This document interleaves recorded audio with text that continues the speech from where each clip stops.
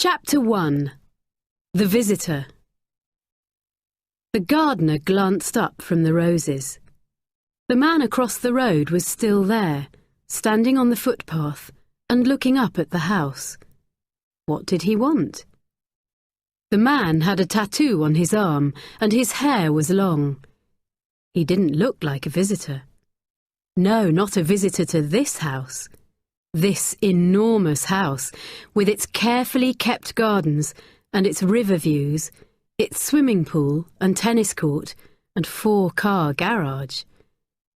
No, the visitors to this house were carefully chosen. The gardener himself had only been inside once, and that was only into the kitchen. He snipped off another dead rose.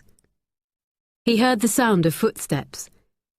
The man with the tattoo had crossed the road and was walking up the path to the house. The gardener quickly moved his position so that he could see the front door. He snipped off another dead rose. "This will be good," he said to himself. Whatever the man wanted, he wouldn't get past Mrs. Balfour. She was fierce. The man rang the doorbell. A moment later, Mrs. Balfour answered. The gardener was too far away to hear the conversation, but he could see the man holding out a book towards her. Mrs. Balfour raised her voice. Then suddenly she stopped. She disappeared into the house and left the man standing there. A few minutes later, she returned and let the man into the house. The gardener, surprised, snipped his finger by mistake. "Ah!" he said, and went to wash the cut under the garden tap.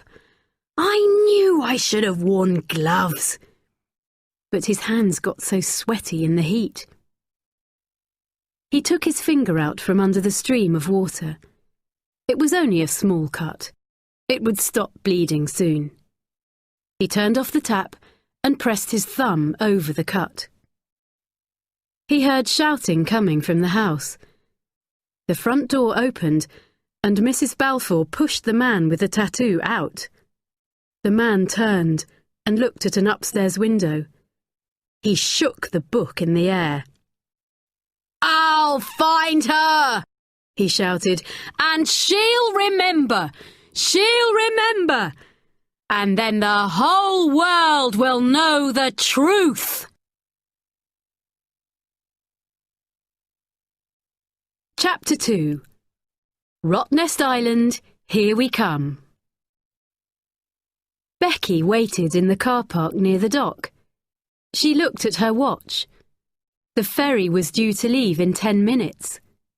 Where were they? "Becky!"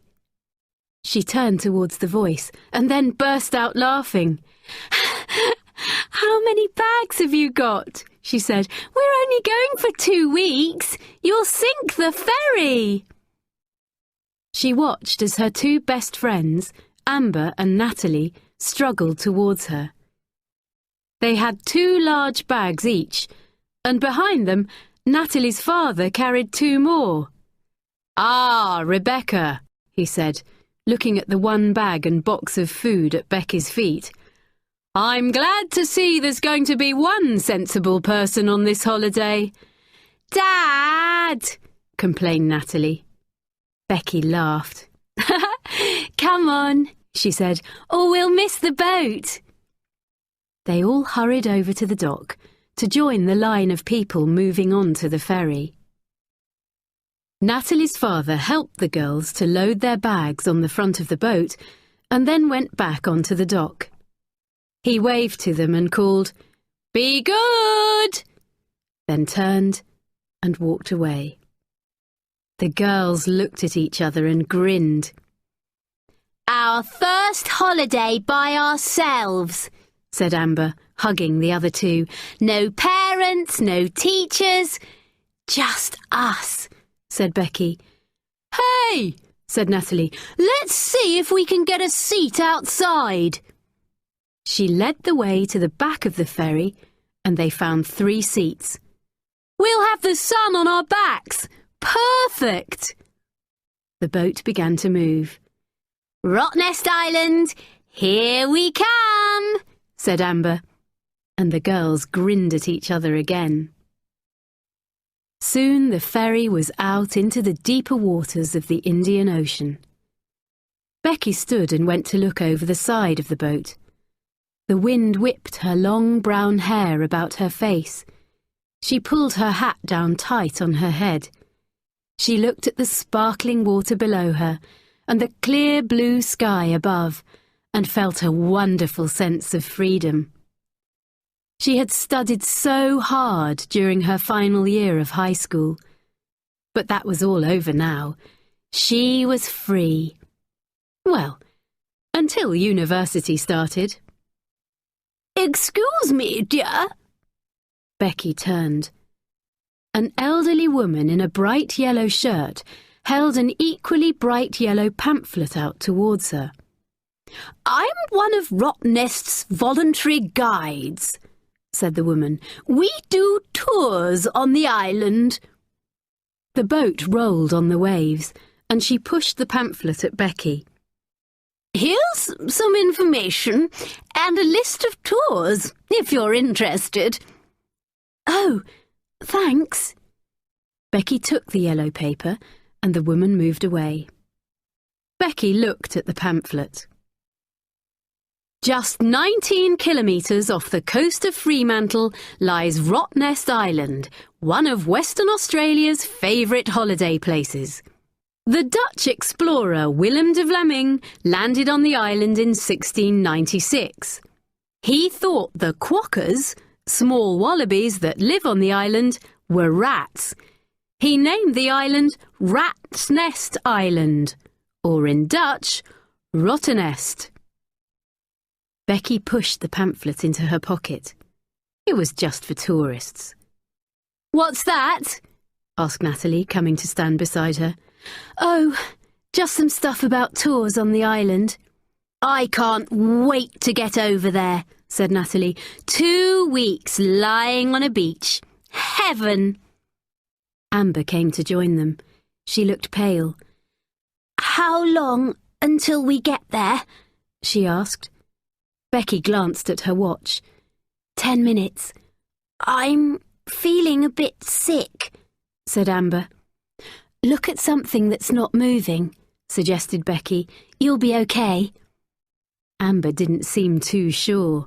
"Hey, look!" said Natalie. "There's the lighthouse near Pinky Beach." All 3 girls looked out beyond the front of the boat. They could see the lighthouse on the north end of the island. "We're nearly there!"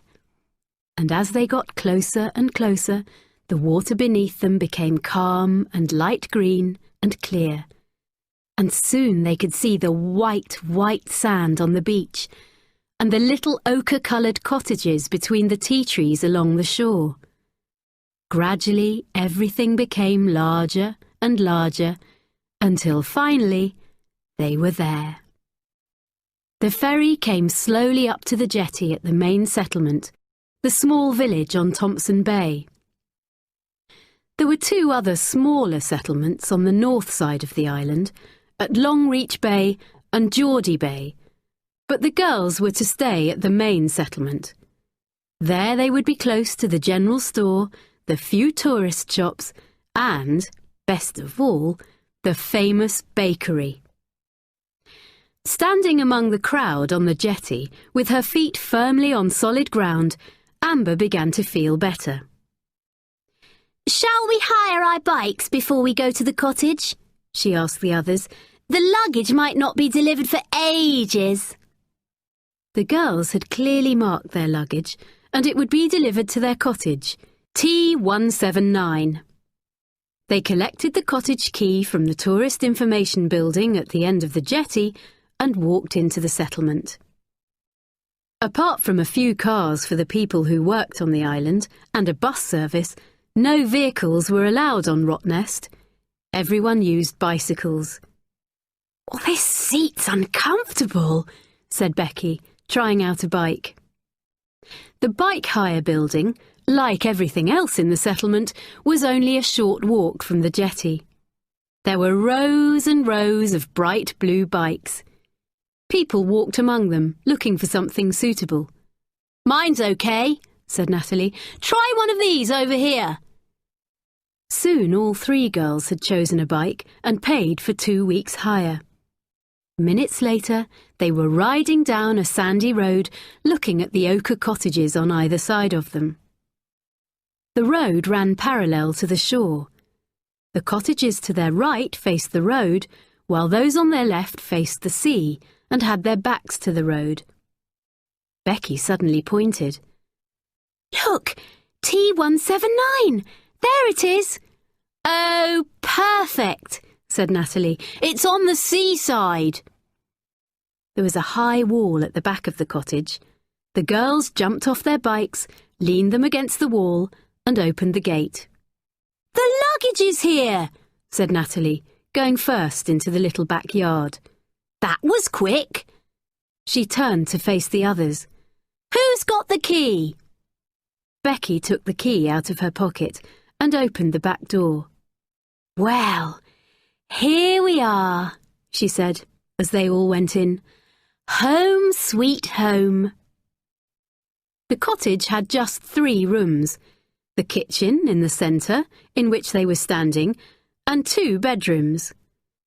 Through the windows at the front, the girls could see the blue-green water of Thompson Bay. They hugged each other. Then Amber suddenly broke away and ran from one bedroom to the other, trying out the beds. Becky and Natalie joined the race. "I'm having this bed," called Amber. "I'm having this one in here," called Becky. "Where am I going to sleep?" asked Natalie. "You have that one." The girls laughed and unpacked their clothes, and the sun sparkled on the waters of the bay. Chapter 3. West End. The next morning, Becky and Amber sat on the front veranda of the cottage eating breakfast. A low wall ran around the small front yard, and beyond that was the beach. But the girls weren't looking at the water. The little wooden gate in the wall was open, and 2 quokkas had wandered in. "They're so sweet," said Amber, kneeling down and holding out her hand. The smaller one put its nose to her fingers, hoping for some food. "Oh, look at his little face!" Just then Natalie came out onto the veranda, and the quokkas jumped back towards the gate. "So, what's the plan?" asked Natalie. She sat on the low wall that divided their cottage from the one next door. "Well," said Becky, "we ride out past Geordie Bay to West End. Maybe we can have a swim at Parakeet Bay on the way, and then we come back on the road on the south side of the island." "We'll need supplies from the bakery," said Natalie. "Of course," grinned Becky. "If we leave soon, we should be back by about 1 o'clock. Suddenly, a window in the cottage next door opened, and Natalie turned to see the face of a young man with sandy-coloured hair. He smiled at her. She turned and stood and walked back to the other girls, her eyes wide. "There's a really good-looking guy next door," she whispered. There was a solid wall at the end of the veranda, so Becky and Amber couldn't see into the cottage, but they heard the front door open. 2 young men came out into the yard, one with sandy hair and one with dark hair. They looked across at the girls. The dark-haired one spoke first. "Hi! How are you going?" "Hi!" said the girls. "We've just arrived," said the other boy. "Have you been here long?" "We arrived yesterday," said Natalie. "Yes, Sunday, yesterday," repeated Amber. "We're here for 2 weeks." "Oh, good." The dark-haired one smiled. "My name's Dominic, by the way, and this is Richard." "I'm Amber, Natalie, Becky." "Right. Well, we'd, better go and unpack. We'll probably see you around." Dominic gave a quick wave, and the two boys disappeared behind the veranda wall and into their cottage. Amber signalled to Becky and Natalie, and they all went inside too. "They're both good-looking," said Amber, once the door was safely shut. "This holiday just gets better and better." "I like the dark-haired one," said Natalie. She turned to Becky. "What about you?" Becky paused, and then said, very calmly, "You do realise, don't you, that we're still in our pyjamas?" Becky was the first to be dressed and ready for their ride around the island. She took her towel and a bag out to her bike. She wheeled the bicycle out of the back gate, leaned it against the wall, and fastened her bag on the back of the bike. She folded her towel and put it on the seat. With more than 2 hours riding ahead of her, she would need that for comfort. She heard voices behind her and turned around. A group of older women were on the veranda of the cottage opposite. "Hello," she said. "Hello, love," replied one of the women, coming forward to hang a wet towel on the back of a chair. "Going for a swim?" "No, a long ride around the island." "All the way to West End?" Becky nodded. The woman turned to her companions on the veranda. "We haven't done that for a few years, have we, girls?" Becky smiled. These girls looked about 50 or 60 years old. The women smiled at Becky. "Do you come to Rottnest often?" she asked. "We've been coming every year since 1991, the woman with the towel answered. "Well, apart from Ruth." She pointed at a woman with very short grey hair. "She's new. We've only known her for 10 years. The women laughed. "Of course, we all came here when we were children too. Oh, hello." Natalie and Amber were wheeling their bikes out onto the road. "Hello," they said. "Ready?" asked Becky. "Yeah." "Well, it was nice talking to you," Becky said to the woman. "Bye." The women on the veranda waved to the girls as they set off. After a visit to the bakery for supplies, the girls rode to Parakeet Bay on the north side of the island. They stopped there for a swim in the calm, clear, green water, and then sat on the warm sand and ate the cream buns they had bought before continuing on their journey. The further they got from the settlement, the fewer people they saw. Riding down the road through Narrow Neck, the narrowest part of the island, where once the sea had flowed and formed 2 islands instead of 1, they saw no one. The low tea trees were windswept, and it was dry and hot. As Becky came down a hill, a black snake quickly crossed the road in front of her bike. She pointed and shouted back at the others, "Snake!" Amber gave a short scream, and Becky and Natalie laughed. Finally, they came to the end of the road at West End. They dropped their bikes on the ground and drank thirstily from their water bottles. The road ended on high ground. There was no pretty bay or pure white sand here, only steep, jagged rocks and the windswept sea below. Suddenly the wind caught Amber's hat and it flew down onto the rocks. "Oh no! I love that hat!" she cried. "I've got to get it back."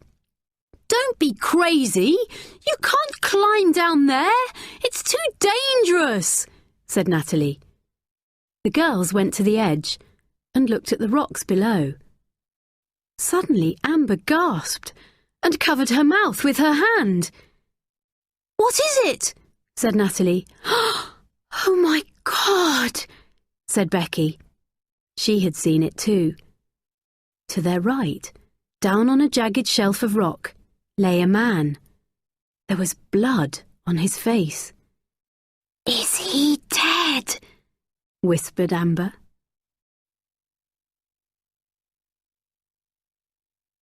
Chapter 4.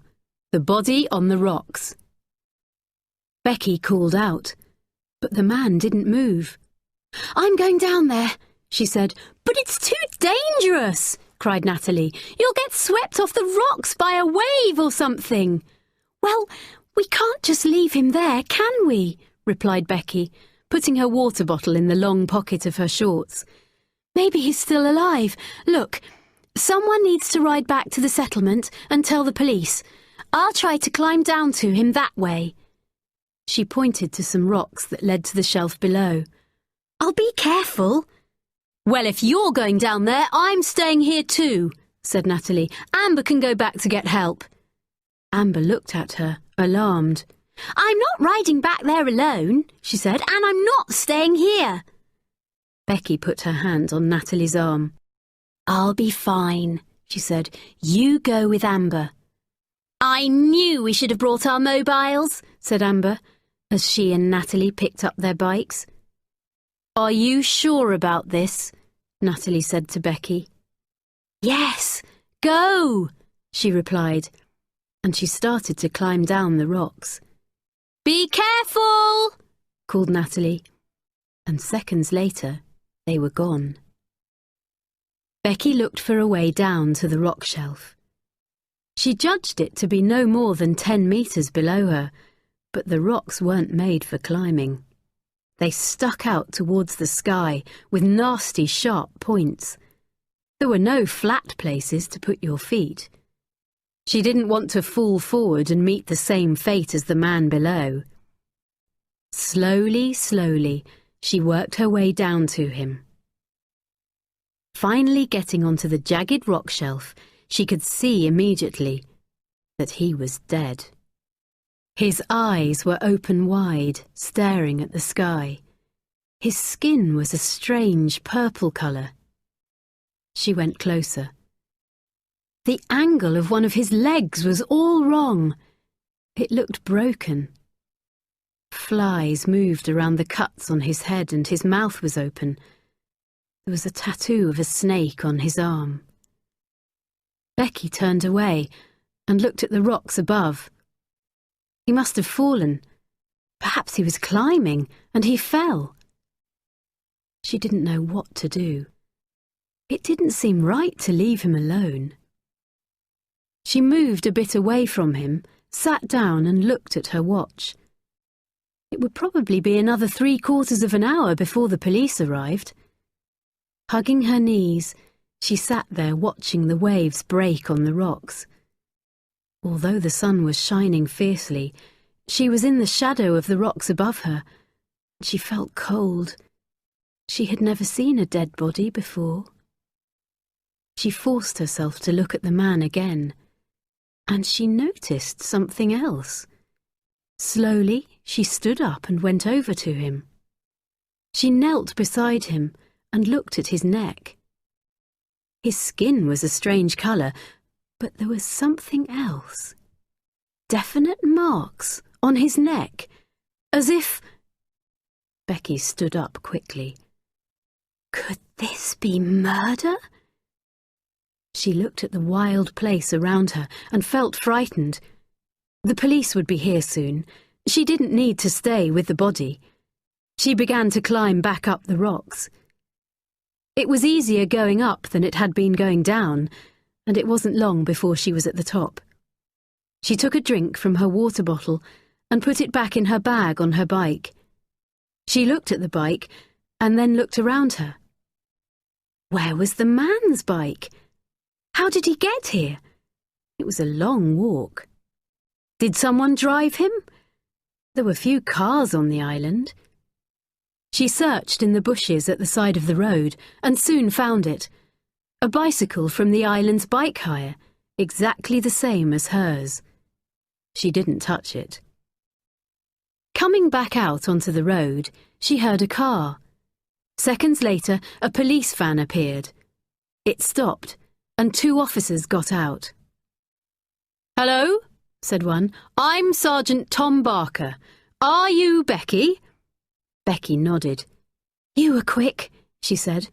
"Your friends found someone with a mobile phone and called us from Geordie Bay. They asked me to tell you they've gone back to the cottage." "Oh," said Becky. She pointed in the direction of the body. "I've been down there." She paused. "He's dead." The officers glanced at one another. "Are you okay?" asked the sergeant. "Yeah, but there's something else." The officers waited. I think he may have been murdered." The officers stared at her. "There's a bike in there." Becky pointed into the bushes. "It's probably his. I didn't touch it." What the officers said then to each other, Becky didn't hear, because at that moment a rescue helicopter flew over them and hung in the air above the rocks. The men went back to the van and the sergeant shouted into the police radio. Becky watched the helicopter. Then the other officer came over to her. "There's nothing more you can do here," he said loudly. "Are you all right to ride back to the settlement on your own?" "Yes," said Becky. "We'll need to get a statement from you and your friends," the officer continued.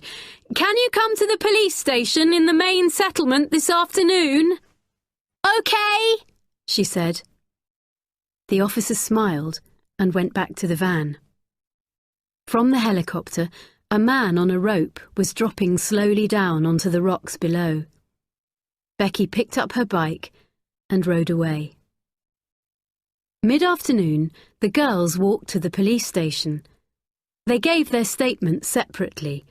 Becky took longer than the others, and then went home. They lay on the beach in front of their cottage in the late afternoon sun. Amber and Natalie wanted to keep on talking about the body on the rocks, but Becky just wanted to forget about it. That night in bed, however, she couldn't escape. It was grey. It was all grey. She sat on the rock shelf, grey water sweeping over her feet. The body floated in on the waves. It pushed up against her.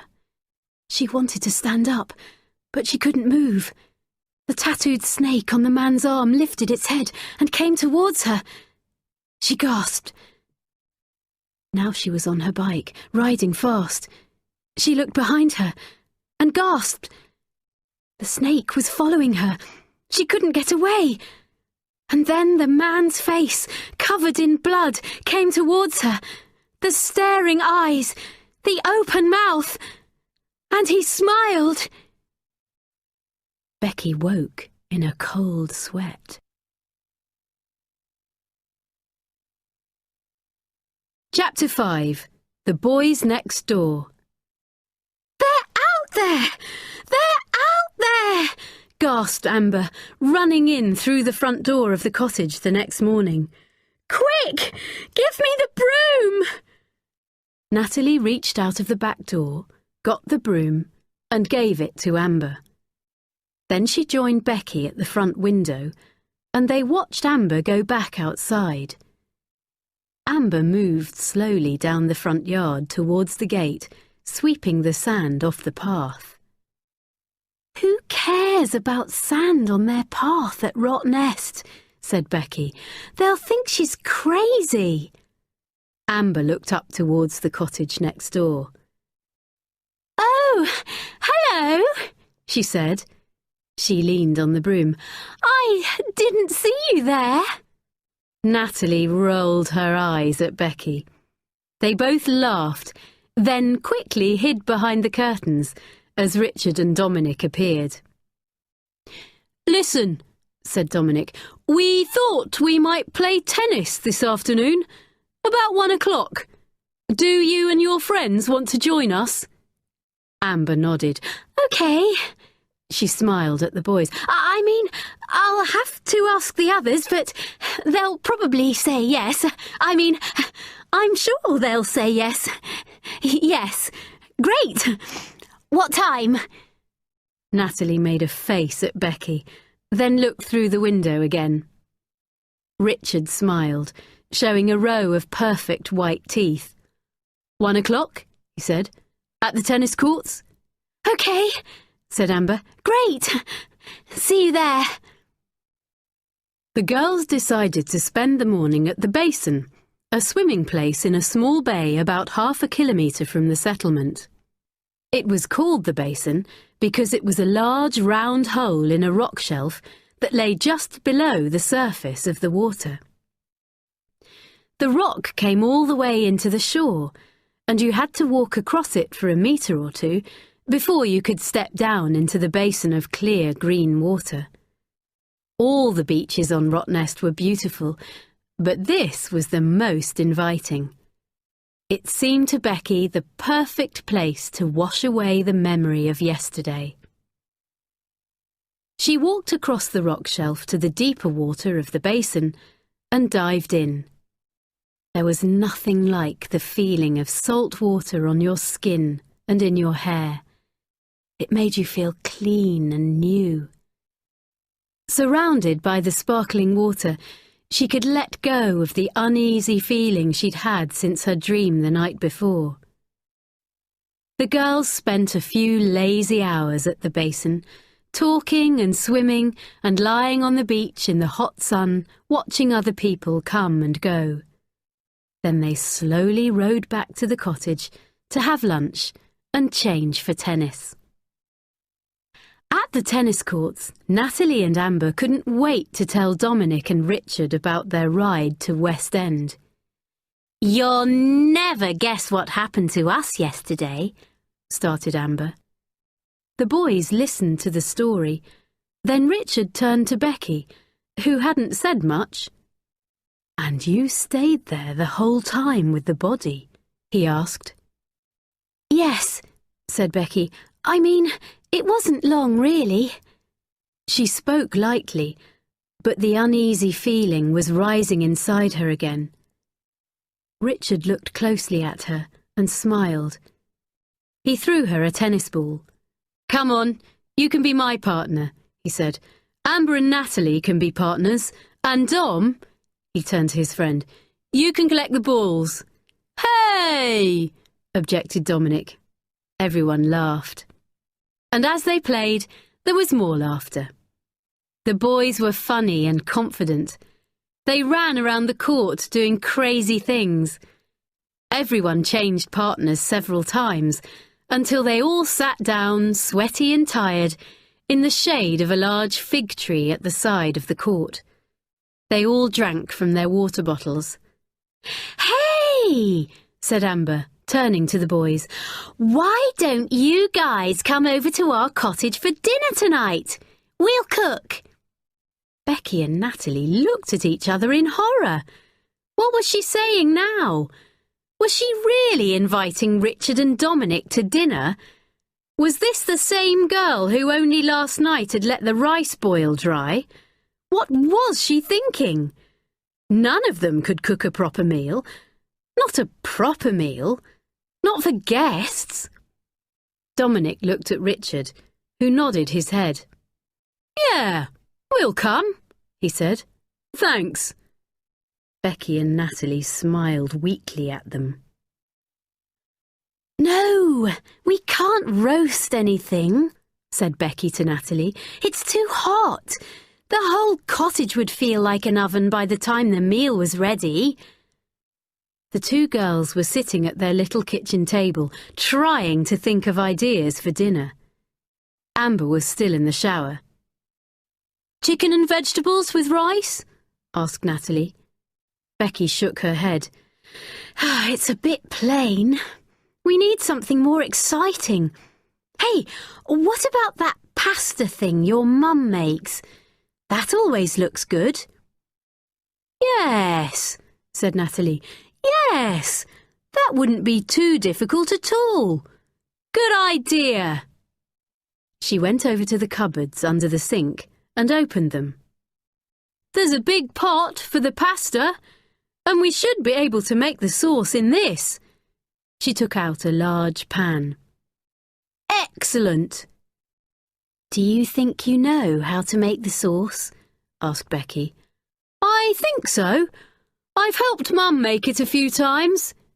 "So," Becky continued, "we can have pasta, and we can make a salad, and we can get some nice bread from the bakery, and a cake for afterwards, for dessert." "Excellent," said Natalie again. "Let's make a list." She found a piece of paper and a pen, sat down at the table again, and tried to remember the ingredients for the pasta sauce. Finally, she thought that she had written them all down. Then, with Becky's help, she added the salad ingredients to the list. Then, underneath that, she wrote pasta and bread. "Don't forget the cake for dessert," reminded Becky. "Oh, yes," said Natalie. And she wrote that down too. Amber came in from the little bathroom off the back veranda. She looked at the ingredients on the list. "See? I told you it would be easy," she said. "We haven't cooked it yet," said Natalie. The girls rode to the shops. Amber went into the bakery, while the others went next door into the general store. Natalie tore the list in two and gave one half to Becky. "I'll get the sauce ingredients," she said. "You get the stuff for the salad." "OK," said Becky. She took a basket and went over to the fruit and vegetables. She began choosing things. She had just picked up a tomato when suddenly she heard part of a conversation behind her. "It's definitely murder," said a woman's voice. "I spoke to Tom a few hours ago." "What did he say?" said another woman. "The man was strangled.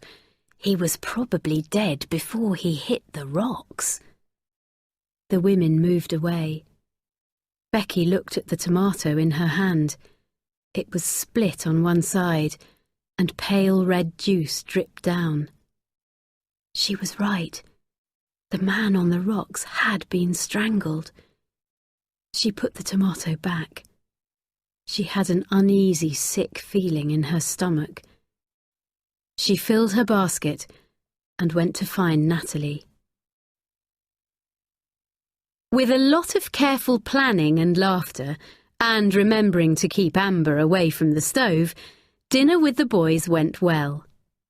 The girls had prepared the salad and the sauce earlier in the evening, so all they had to do when the boys arrived was cook the pasta. Some of it stuck together and was a bit hard, but the girls hid those pieces on their own plates and gave the best to the boys. It was a great success.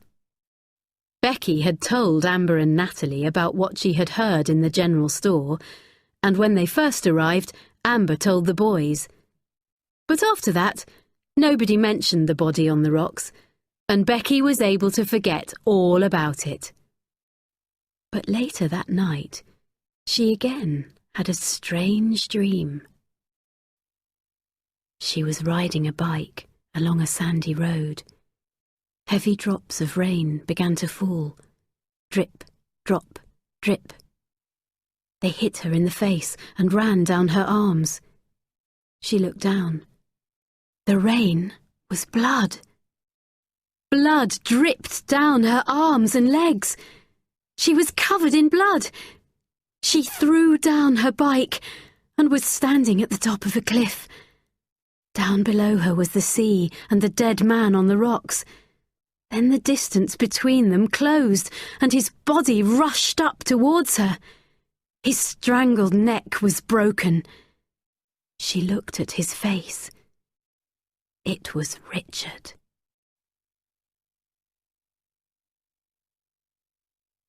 Chapter 6. West End Again. Becky woke the next morning feeling tired and haunted by her dreams. She lay in bed and looked out at the water of the bay. This was supposed to be a free and easy island holiday with her friends. But how could it be? With a horror film playing in her head every night. She realised the only way to stop feeling haunted was to stop pretending that she hadn't come face to face with a dead man. She dressed quickly and crept out of the cottage. By the time she got back, Natalie and Amber were awake and having breakfast on the front veranda. "Hello, where have you been?" asked Amber. "I just went to buy a newspaper," said Becky. "A newspaper?" repeated Natalie. "What about our holiday rule? No television, no mobiles, no newspapers, remember?" "I remember," said Becky, "but when we made that rule, I didn't know we were going to find a dead man." She sat down and opened the newspaper. "I just wondered if there was anything in the paper about it, that's all." "I'd rather forget about it," said Amber. "Here it is," said Becky. "On page 3, Murder on Rottnest." She read a few lines to herself, and then began to read aloud. "The dead man was John Tavis Radcliffe, 51, of Bulcata. He had recently been released from prison." Becky looked up at the other two, then continued.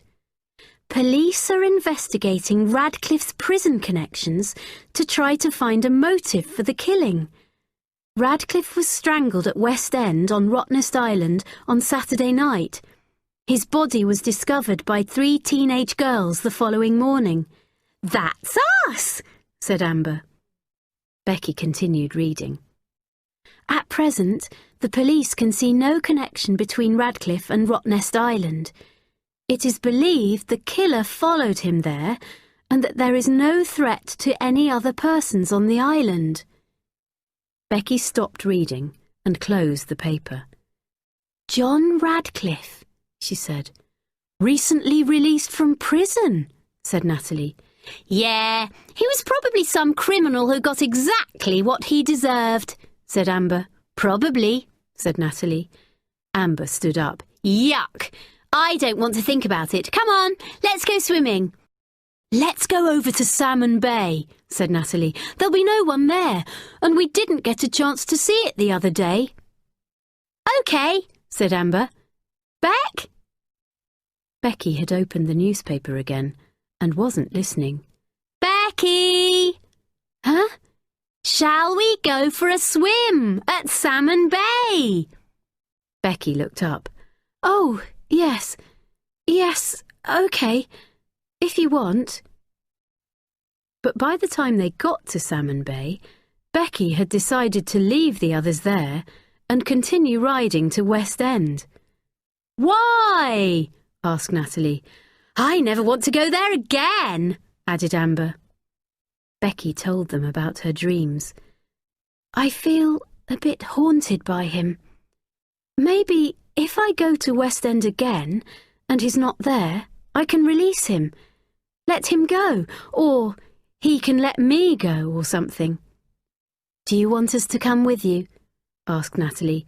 "But—" began Amber. Becky interrupted, smiling. "It's OK. You two stay here. I'll be all right. I'll see you in about an hour." Some other riders passed by, and Becky set off confidently behind them. However, the other riders soon turned off onto a smaller road leading to another beach, and Becky was on her own. She started to feel a bit frightened. Then she got angry. She had never felt frightened on Rottnest before, ever. It was always a safe place to be. A safe place to ride your bike or go to the shops by yourself when you were little. A safe place to walk to the beach alone or with your friends when you were a bit older. It made you feel strong and independent, not weak and frightened. Becky didn't like it. She rode on, determined to face the rocks alone. Then, as she came over the last hill and saw the end of the road, she burst out laughing. A bus was parked, and there were about 20 people wandering around looking at the view. She could see the bright yellow shirt of the voluntary guide. It must be a tour. She rode down the hill and jumped off her bike. She went to the edge. She could only see part of the rock shelf. She couldn't see the place where the man had lain. "Okay, everyone," said a voice suddenly behind her. It was the guide. "It's time to get back on the bus. Next stop, the lighthouse." 2 minutes later, Becky was alone again. She decided to go a little way down so that she could see the rock shelf better. She wanted to imagine the dead man lying there and then throw the picture in her mind into the sea to wash it away, to get rid of it. Carefully, she climbed down. When she could see the rock shelf properly, she stopped and sat down. It wasn't comfortable, but she wouldn't be there for long. She looked down. It wasn't hard to imagine the dead man. The picture was still fresh in her brain. She kept it there for a moment and then said aloud, "Mr. Radcliffe, I'm sorry about the way that you died, but I want you out of my dreams now." And then she imagined throwing the picture into the sea below. In her mind, the water washed over it, and it was gone. She stood up and turned to go. She looked up. There was someone there. A man, she thought, in a red and white cap. She couldn't see his face properly. The sun was behind him. He seemed to be watching her. Becky tried to shake off the thought. Of course he's watching me. He's wondering who the crazy person is down on the rocks and if I'm going to fall to my death. She looked up again. The man was very still. He watched her. Becky began to feel really frightened. What could she do? She couldn't stay down on the rocks. She had to go back up to the top. Her mind worked fast as she began to climb. She looked for a path up the rocks that would take her away from the man. She glanced up. He was still there, watching. As soon as she reached the top, she would grab her bike and get away from there. Her heart beat fast in her chest. She was nearly there. She took 2 more steps on the rocks, and then she was on the flat, sandy ground at the top. She ran to her bike and grabbed it, then quickly looked behind her. Then she looked to the other side. She looked all around, her heart knocking in her chest. The man had gone. Becky decided not to tell Natalie and Amber about the man in the cap. She didn't want to spoil their holiday, and anyway, she told herself, she was probably just imagining things. The man was probably just an innocent visitor having a look at the view. But when the girls were back at the settlement, waiting in the line at the bakery to get some lunch, Becky looked out of the window and saw a bike leaning against a wall, with a red and white cap hanging from it. Her heart beat fast again as she looked at the faces around her. There were about 30 people in the bakery and dozens more outside. The bike could belong to any one of them. She began to feel more haunted than ever. "Hey! There are Richard and Dominic!" Amber called out suddenly. The girls paid for their food. "Come on!" Amber grabbed Natalie and Becky and dragged them out of the shop. "Hurry up, or they'll be gone!" And when Becky looked back, the bike with the red and white cap on it was no longer there.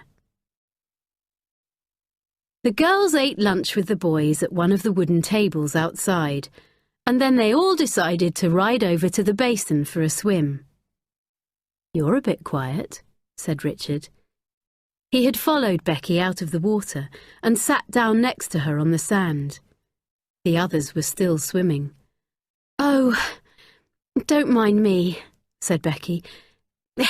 "It's nothing." She looked at him. "It is just—" "What?" asked Richard. Becky looked down and laughed. "Oh, no, you'll think I'm stupid." "No, I won't," said Richard gently. "What is it?" And suddenly, Becky found herself telling him all about her dreams and the man she thought had been watching her at West End. I couldn't see his face. He had a cap on, and the sun was behind him, but I'm sure he was watching me. She looked at Richard. I told you it was crazy. He smiled at her. No, it's not. He looked at the water. I've never seen a dead body. No, said Becky. I hadn't either until... I think I'd dream about it too. Richard paused. But try not to worry about the man you saw today. I think he was just a man, don't you? Nothing to do with it. He looked at her. And if I'm in any more of your dreams, be sure to let me know. Becky laughed. And that night, she slept as peacefully as a baby. Chapter 7. To the Lighthouse. Hey, Beck, have you still got that list of tours that the woman gave you on the ferry? Asked Natalie. I don't know, answered Becky. It's probably still in the pocket of my skirt. Why do you want it? Natalie went inside to find Becky's skirt. Dominic said that you can go to the top of the lighthouse, she called. I thought it might be fun. The lighthouse near Pinky Beach? Asked Amber. Natalie returned with the yellow pamphlet. No, the one in the middle of the island, on Wadjamup Hill. She looked at the list. Yes, here it is, she said, reading. It was open for tours 18 months ago, the first time in 109 years. They take you there on a bus. You can get tickets from the Tourist Information Building. She looked at the others. They didn't look very excited. It would be a great view from the top, she said. Come on. Amber and Becky looked at each other. OK, they agreed. It was a good view from the top of the lighthouse. You could see the whole island, and the tour turned out to be quite interesting. The lighthouse they climbed was in fact a new one, having been built in 1896. All that remained of the original one, built in 1849, was a small stone building next to the lighthouse. Inside this building, there was information about the history of the lighthouse, the plans of the original tower, details about the height of the tower, and the size and strength of the lamp, and, over on one wall, photographs of some of the lighthouse keepers, and underneath them, a full list of all the lighthouse keepers, starting with the first in 1851, up until the last, in 1990. Becky glanced down the list. Suddenly, one of the names jumped out at her. Leslie Tavis Newman. Tavis. Wasn't that the middle name of the dead man? Becky tried to remember. Yes, John Tavis Radcliffe. That was it. Tavis. It was an unusual name. Most people's middle name was like their first. John, Peter, Andrew, Mary, Susan. Becky's own middle name was Jane, but Tavis was different. It sounded like a family name, a surname. Perhaps it was the surname of a woman who had married into the family and didn't want to lose her maiden name. Becky's aunt did that.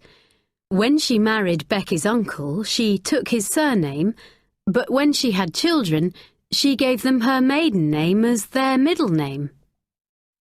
"Are you coming?" said the guide, suddenly at her shoulder. Becky jumped and turned. She hadn't realised the others had left the building. She turned back and pointed at the list on the wall. "This lighthouse keeper, Leslie Tavis Newman, do you know anything about him?" The elderly guide looked surprised. "Yes, I do," he said. A bit of a sad story, that one. Why? asked Becky. Well, the guide paused. He was the keeper here during the early 1960s, but a 16-year-old girl was killed on the island, and Newman was accused of her murder. A nasty business. There was no solid proof, and it never went to court, but it was an enormous scandal. It was in the newspapers for weeks, and in 1962, whether because he was guilty or because of the scandal, we'll never know, Newman committed suicide. What? Here at the lighthouse? Said Becky. No, said the guide, leading the way out of the building. Not here. Then he added, raising his voice so the others waiting outside could hear. Although there have been several deaths at the lighthouse, he turned to speak to everyone. As some of you may know, from 1838 to 1931, Rottnest Island was used as an Aboriginal prison. Aboriginal people who had committed crimes were sent here to be civilized. In fact, the white settlers wanted to get them out of the way. It was hard to escape from an island. It is believed that during these years about 3,700 men and boys were kept here. The oldest buildings on the island, including the lighthouse, were built by Aboriginal prisoners. Unfortunately, during the building of the lighthouse, 3 prisoners died. 2 fell from the tower itself, and a 3rd man was beaten to death by the white prison guards. Becky looked up at the beautiful white stone tower, its outline sharp against the bright blue of the sky. The word Wudjumup, continued the guide, is the local Aboriginal word for Rottnest. It simply means place across the water. Going back to the settlement in the bus, Becky looked out of the window. She had always thought of Rottnest as a sunny, happy place. She'd thought it had always been a holiday island. She'd never heard about its history before. This lovely, sunny holiday place had a dark past. And that dark past reached forward to 1962, to a dead girl and the lighthouse keeper's suicide. And suddenly, the question became clear. The question that had been forming in her mind since the moment she saw the name Tavis on that list.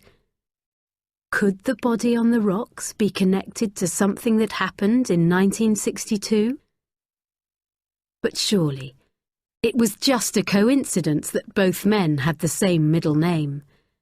Perhaps, if she questioned people, she'd find dozens with the middle name Tavis. Yes, it must be a coincidence. And anyway, even if the 2 men were from the same family or something, it didn't mean that Radcliffe's death was connected to Newman's suicide. But by the time the bus arrived back at the settlement, Becky knew that she had to find out more about Leslie Tavis Newman. But how? She got out of the bus and stood with Natalie and Amber in the shade of a big fig tree. "I told you it would be a good tour," said Natalie. "It was all right," said Amber. "It was good exercise walking up all those steps." "It was excellent," said Becky, suddenly full of energy.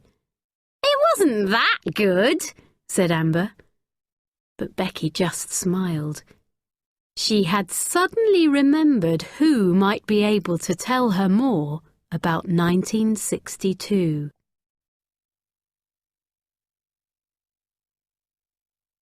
Chapter 8. 1962. Becky opened the back gate of the cottage and looked out. "Finally, they're home," she said to herself. She left the gate open and walked across the road. 3 of the women from the cottage opposite sat on their veranda playing some kind of board game. As Becky got closer, she could see that it was Scrabble. "Hello," she called. The women waved. "Are you any good at Scrabble?" said one of them. "I'm losing here." Becky laughed. "Actually, do you mind if I come in? I wanted to ask you something." "Of course not, love," replied the woman. Come in, grab a chair." Becky got a chair and brought it to the table. "I'm Shirl," said the woman, "and this is Ruth and Sally." The other women smiled at Becky. She sat down. "I'm Becky," she said. "I'm sorry to interrupt your game, but I wanted to know something, and I thought you might be able to help." The women all looked at her and waited. Suddenly, she didn't know where to start. I went on a tour of Wajamup Lighthouse today, and the guide told me a story about one of the lighthouse keepers, Leslie Newman. He was accused of killing a girl about 45 years ago. She turned to Shirl. "And I remember you said the other day that you all used to come here when you were children. And I wondered, well, if you remember anything about it." Shirl sat back in her seat. "Leslie Newman," she breathed. "It's a long time since I've heard that name." "So you do remember?" asked Becky. "Oh, yes," replied Shirl. "You couldn't forget. It was in all the newspapers. Quite a scandal. I must have been about 14 years old." "Yes, I was about 10, I think," added Sally. "I was 7, said Ruth. "My mother wouldn't let me go anywhere alone for weeks after that girl was killed," said Shirl. "What happened?" asked Becky. "Oh, well, who knows," said Shirl. "The girl, what was her name? Bessie? Libby?" "Lizzie," said Sally. "Lizzie Keegan," added Ruth. "Lizzie Keegan, that was it," said Shirl. "She was only 16. She was found strangled out at West End." "West End?" repeated Becky. "Oh, like that man the other day," said Sally. "Did you hear about that?" Becky nodded. "But Lizzie Keegan wasn't a criminal," said Shirl. "No," said Ruth. "Anyway," continued Shirl, "it was a big shock for everyone. Rottnest seems quiet and peaceful these days, so imagine what it was like in 1960. 1961, said Ruth. Yes, said Shirl. There were no settlements at Geordie and Longreach, no coffee shops, no regular bus service around the island. The bakery was just a small place, 6 people inside, and it was full. Only the original cottages built in the 1920s and 30s were here, said Sally, and it wasn't difficult to rent a cottage any time you wanted to. The same families met on the island year after year for their holidays. And some of the best families too, added Shirl. The Parkers, the Scanlons, the Angwins, the Timperleys. Remember? She said to Ruth and Sally. They nodded. Then she said to Becky, Of course, they stayed on their boats. The name Timperley was familiar to Becky. There was a Timperley Park near her old school, and she thought the Timperleys owned a newspaper, but she hadn't heard of the other families. So, it was a big shock, said Becky, trying to get the women back on the subject of Lizzie Keegan. "Oh, yes," said Shirl. "And do you remember why Leslie Newman was suspected?" "Oh, he was seen with the girl just before she died," answered Sally. "Where?" asked Becky. "Oh, I can't remember, love." "I mean, did lots of people see him, or—" "One of the Scanlon boys, I think," said Ruth slowly. "Yes, one of the Scanlon boys said they saw Newman with Lizzie." "Of course he said over and over again that he didn't do it," said Shirl. "Do you think he did?" asked Becky. "I think he did," said Ruth. "I certainly thought so then," said Shirl, "but then I was young. We all were. The papers certainly made him look guilty. Perhaps he was. Perhaps he wasn't." "I suppose a man living alone in a lighthouse is an obvious suspect," said Becky. Shirl looked down at the table. "Oh, he wasn't alone, love. He had a wife and a young son. Heavens, what am I supposed to do with these?" She showed Becky her Scrabble letters. "How can I make a word out of that?" Becky read the letters. N, N, P, Y, X, J, H, and laughed. "I don't think I can help you." She pushed her chair back and stood up. "Well, I'd better let you get back to your game. Thanks for talking to me." "Any time, love," said Shirl. "Any time. We love a chat." That evening, Dominic and Richard invited the girls to dinner. "But we're not cooking," said Dominic over the wall between their two cottages. "We'll take you for a pizza." There was a pizza restaurant in the old hotel at the end of their row of cottages. It was bright and noisy, and the pizza was good. They all ate too much. "Oh, my stomach," said Dominic as they left the restaurant. "I'm going to explode." "Not near me, you're not," said Amber, running ahead and laughing. "Hey, let's go for a walk along the jetty," said Natalie. "OK," said Dominic, and he and Natalie ran to catch up with Amber. Richard and Becky walked slowly behind. It was a still night. The moon shone on the dark water. "Did you have any bad dreams last night?" asked Richard. Becky shook her head and smiled. "No. But I did find out something strange today," she added. "We went for a tour of the lighthouse, and on the wall was a list of names of the lighthouse keepers. And there was one from 1960 to 1962 called Leslie Tavis Newman." "1960?" said Richard. "Did they still have lighthouse keepers then? Wasn't it run by a machine or something?" "No," said Becky. "I read that there was a keeper there until 1990. "Oh." "Anyway, that's not the point," continued Becky. "The point is that Leslie Tavis Newman had the same middle name as the dead man we found, John Tavis Redcliffe. Have you ever heard that name before? Tavis?" "No," said Richard. "It's certainly unusual, but—" Becky interrupted. "So I thought I'd find out more about him. Leslie Newman, I mean. And guess what?"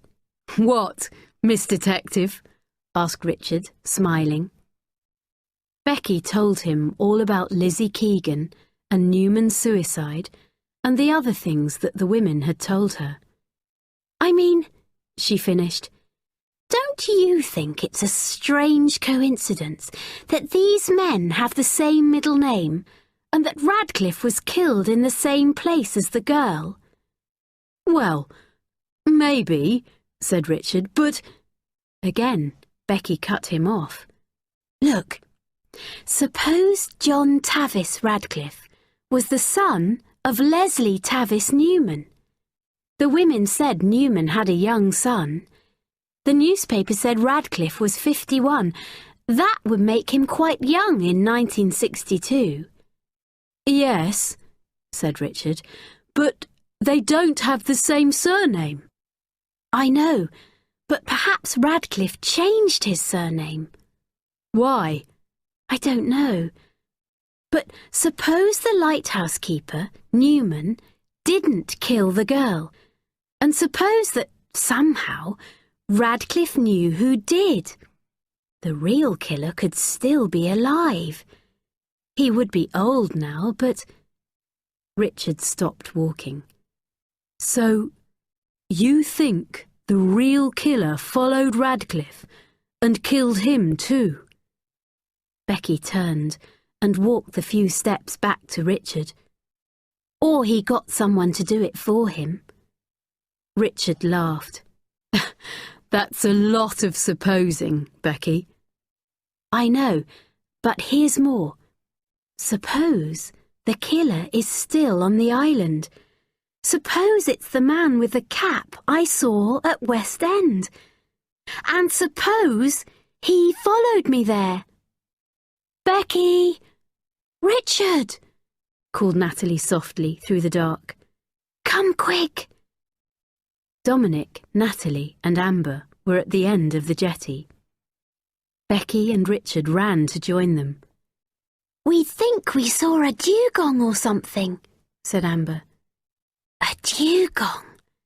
Becky looked over the edge into the water. Where? Let's just wait and watch, said Dominic. They all stood there in the quiet night, watching the dark water. The sky was full of stars. The air was warm. The water moved in gentle waves around them. There, said Richard softly. He moved close to Becky and pointed. Something moved just below the surface of the water. Something big and dark. They only saw it for a moment, but it looked ancient, like a creature from long ago. It was just a shape, a shadow, and then it was gone. Chapter 9. Buried Treasure. A little later, returning to their cottages, the girls invited the boys in for a coffee. They pulled extra chairs outside and sat on the veranda. Do you really think it was a dugong? Natalie asked Dominic. It could have just been a seal. It was too big, said Amber. I didn't think dugongs swam this far south, said Natalie. Yeah, but I've never seen a seal around here either, said Dominic. And it was big. It was like something from another time, said Becky. Anyway, said Amber, looking from Richard to Becky and back again. What were you two talking about during your little walk together? Nothing, answered Becky. I was just telling him about our tour of the lighthouse. Oh. Amber looked disappointed. Actually, that's reminded me of something, said Richard. He laughed. I haven't thought about it for years.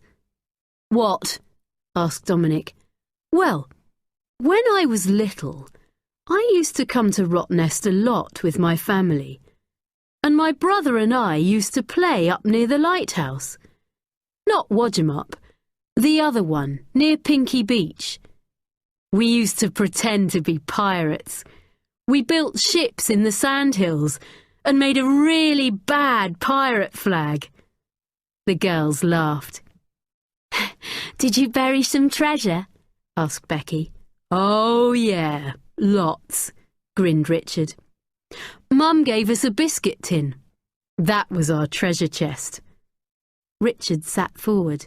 his elbows resting on his knees. In fact, it's probably still buried there. Really?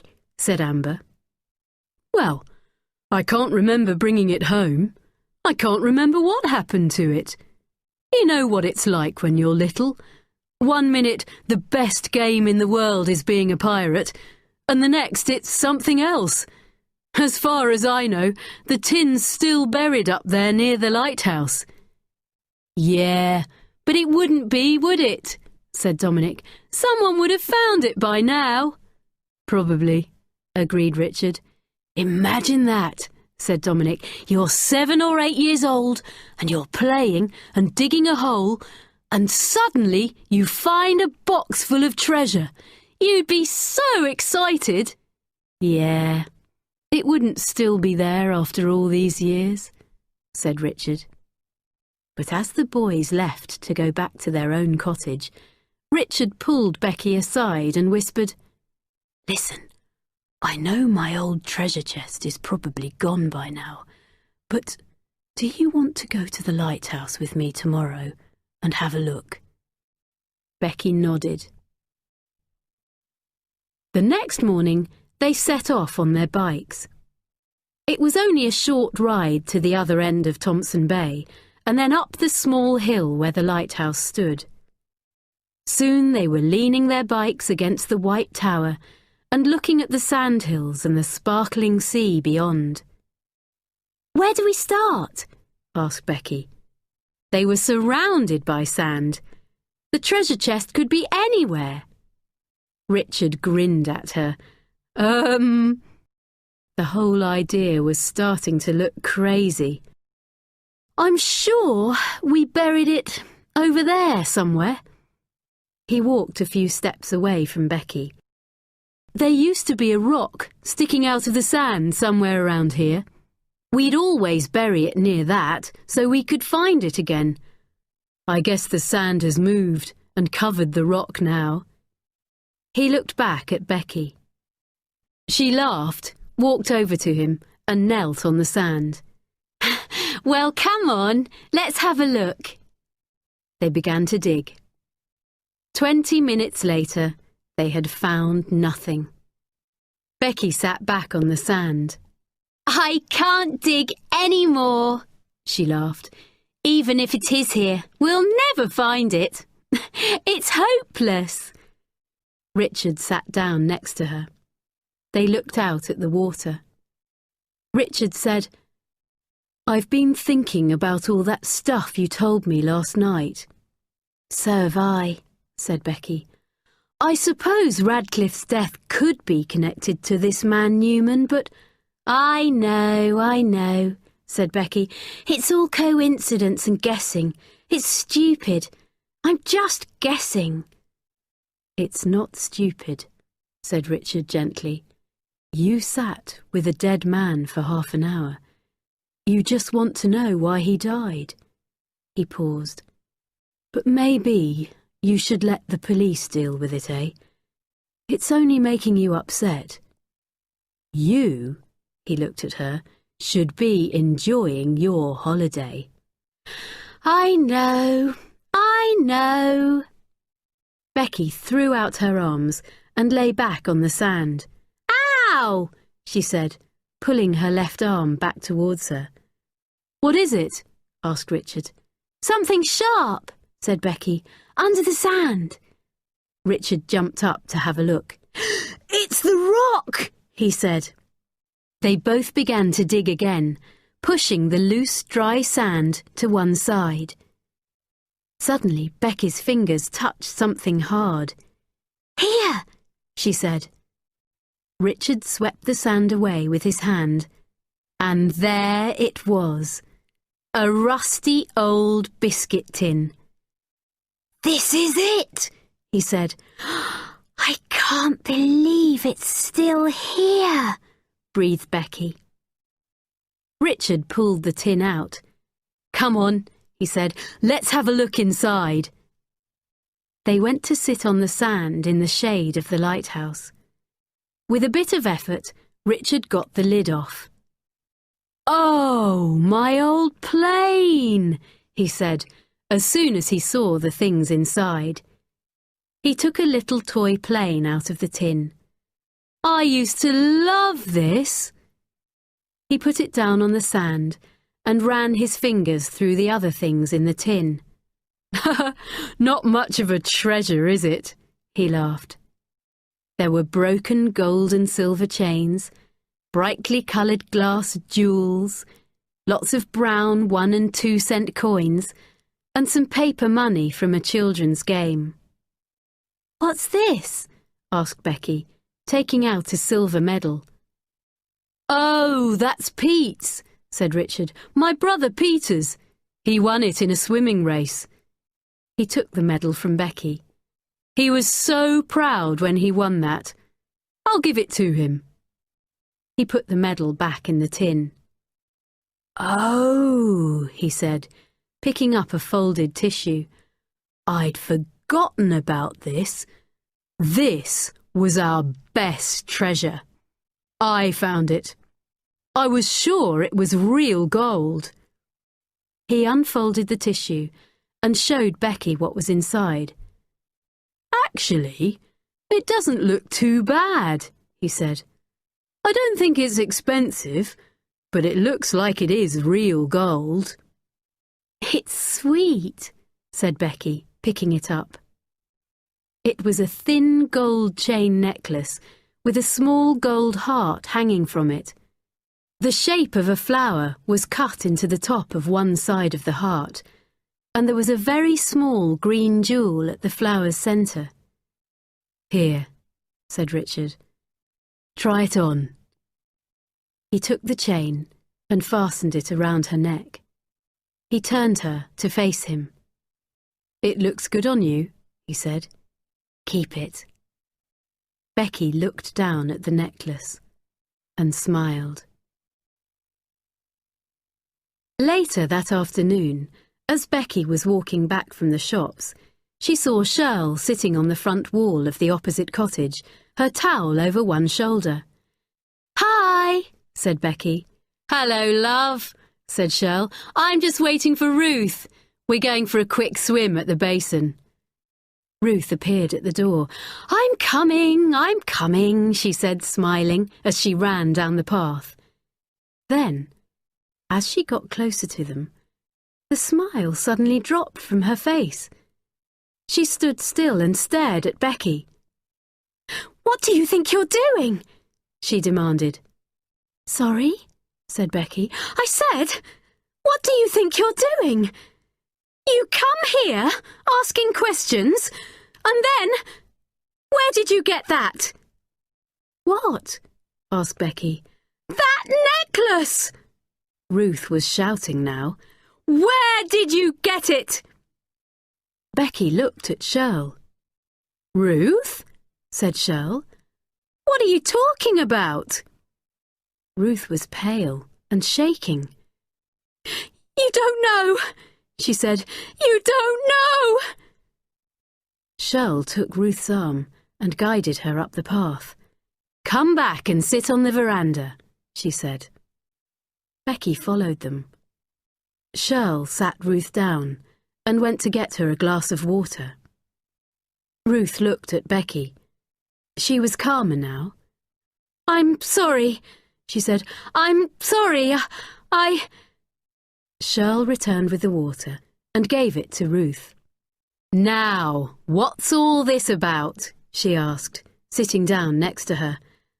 "I'm sorry," said Ruth again. "It's silly. She took a drink of the water. She looked at the glass. "There's something you don't know," she said. "I didn't see any reason to tell you before. It all happened such a long time ago."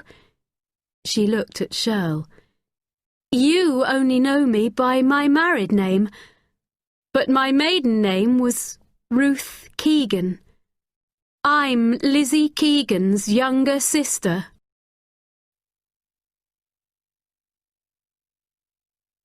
Chapter 10. A Coincidence. "Oh my God!"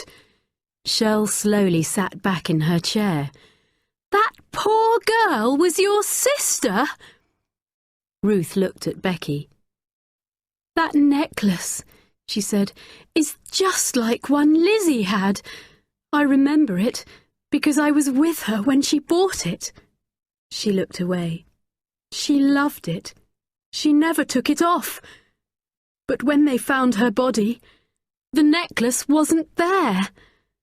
I remember my mother screaming about it. She went on and on. I remember thinking, it's just a necklace. What about Lizzie? I didn't come back to Rottnest for a long time. I was frightened of remembering. But then I met all of you girls. She looked at Shirl. And that made it a good place again. When I did think of Lizzie here, I felt close to her. All my last memories of her are here. She turned to Becky. Then the other day you came asking questions, and now here you are wearing that necklace. I just got a fright, that's all. For a moment I thought it was Lizzie's. It was silly. It's not an unusual necklace. There are probably thousands of them around. It was just seeing it again here, on Rottnest, after all these years. Oh, Ruth, I'm so sorry, said Shirl, putting her hand on Ruth's arm. Becky put her hand to her throat to cover the necklace. I had no idea, she said. I didn't mean to upset you. I had no idea. It's all right, dear. I know. It was all a long time ago.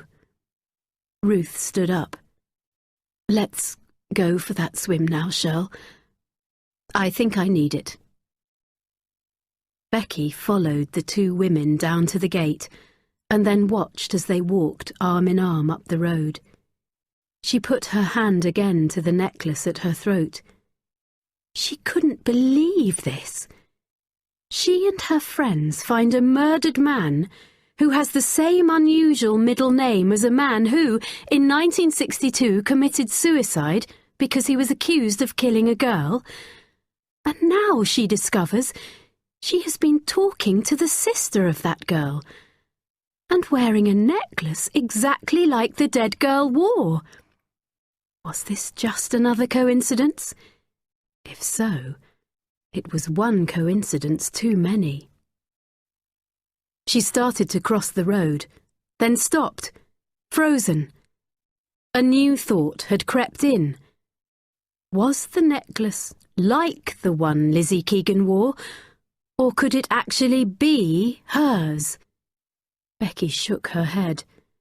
Richard must have put the necklace in his treasure chest more than 30 years after the girl died.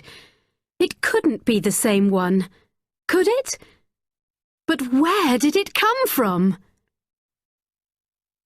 That night, after dinner, Becky went to sit on the little wall at the front of the cottage, hoping Richard would see her and join her. She didn't have to wait long. She heard the front door of the cottage next door open, and then Richard came out of their gate and walked over to her. "Is this seat taken?" he asked very formally, pointing at the empty space on the wall next to Becky. She smiled and shook her head. "May I?" he asked politely. Becky laughed and rolled her eyes.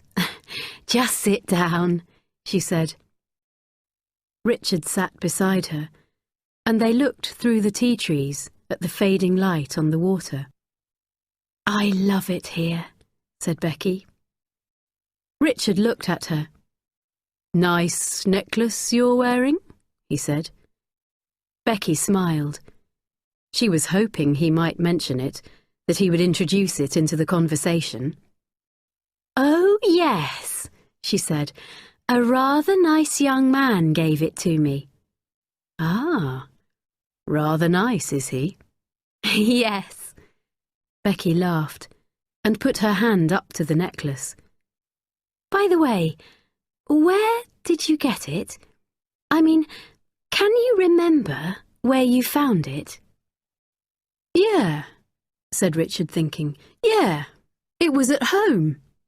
It must have been the day before we were coming to Rottnest, and Mum had given us the biscuit tin.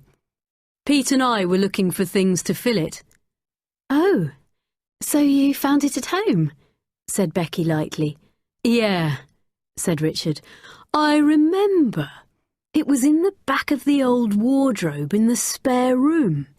He laughed. Pete and I used to love that big old wardrobe.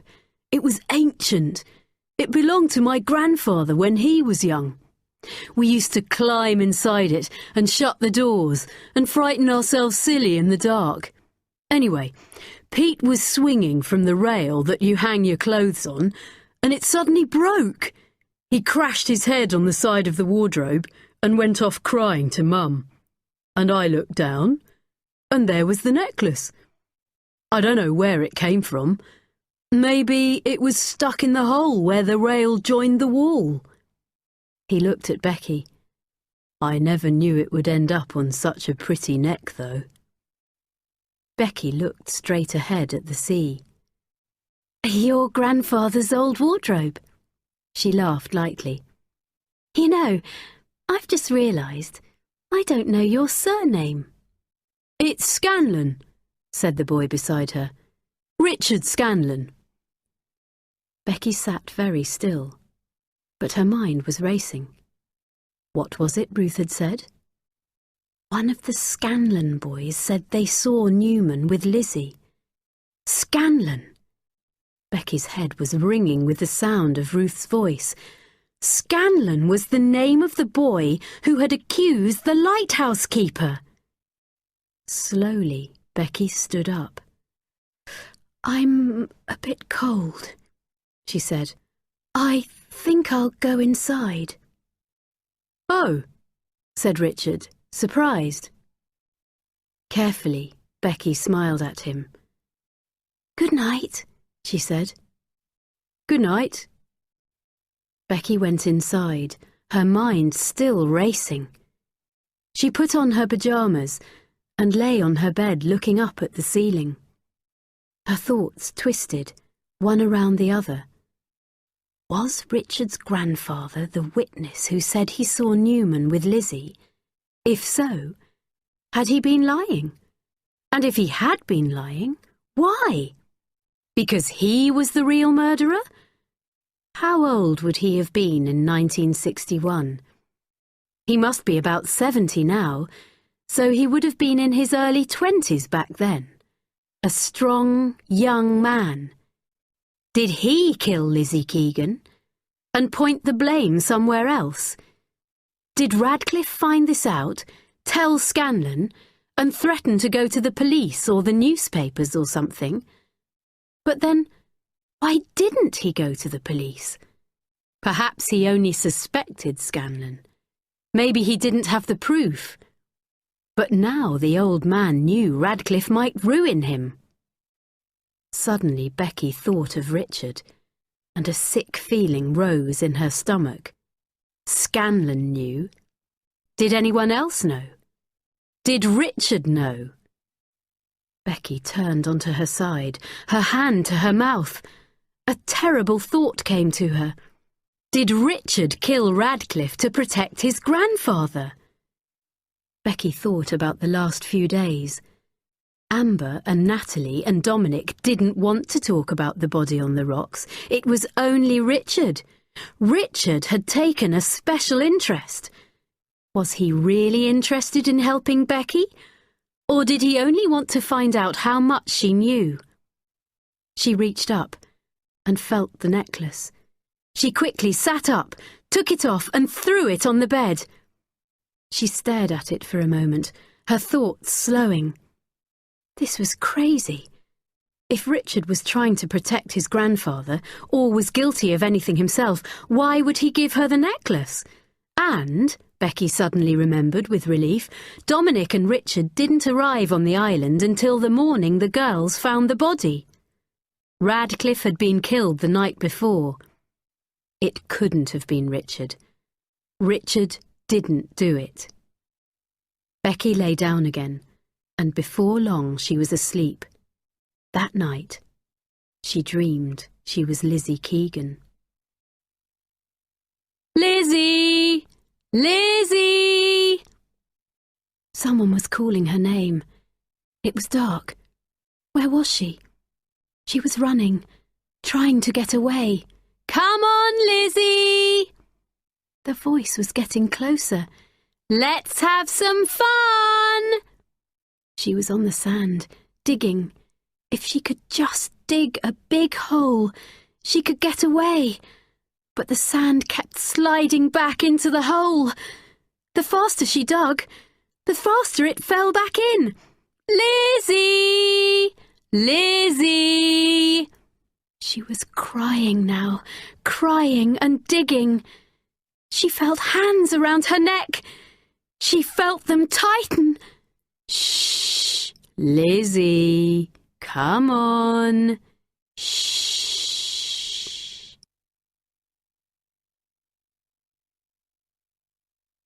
Chapter 11. The Tunnel. Becky, wake up! Becky rolled over and looked towards the door. It was Natalie. You slept in. It's nearly 10 o'clock. Natalie picked up some clothes from a chair in the corner and threw them onto the bed. Becky rubbed her eyes. You have to get dressed, said Natalie. We've arranged with Richard and Dominic to ride to Oliver Hill. Oliver Hill? Asked Becky. She was still lying down and her eyes were closed. Yeah, said Natalie. You know, there's a big gun on the hill from World War II. Becky opened one eye. We're going to see the gun? Natalie laughed, grabbed Becky's arm and dragged her up. Come on, she said. It's not just the gun. There are secret tunnels underneath it. If we get there by 11, we can go on a tour of the tunnels. Becky sat on the edge of the bed. It's all arranged, said Natalie. Hey, Nat! Called Amber from the veranda. Yeah? Natalie walked to the door.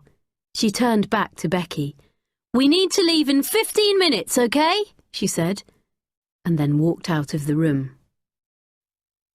Wide awake now, Becky slowly dressed.